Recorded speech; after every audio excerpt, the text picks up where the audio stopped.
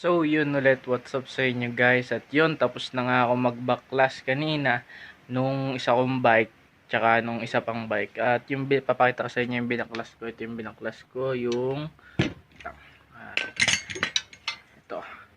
Yan, binaklas ko yung crank nya kasi ang pangit na nung isa.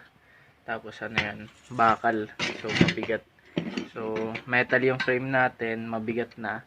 So ito yung kinuha ko dun sa isang bike. Kinuha ko yung crank nya, mas malaki to kaya mas maganda.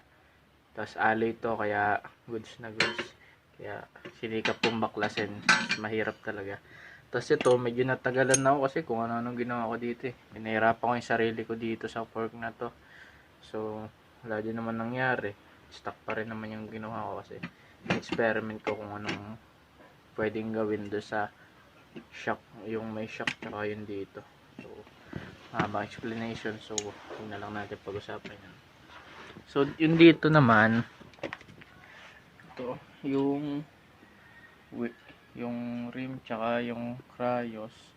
So goods pa naman to.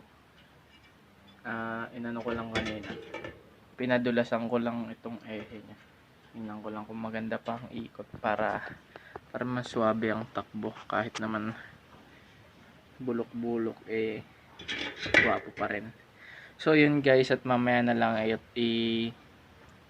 lalagyan ko muna to ng strip sole tsaka ito para makinis din ang pintura, tsaka ito imisin ko din yan, then saka natin na sprayan, then tuloy na ang restoration. So yun guys, mamaya na lang ulit mag-update na lang ako, at para lang naman to sa mga gusto manood kung ayaw mo, diba?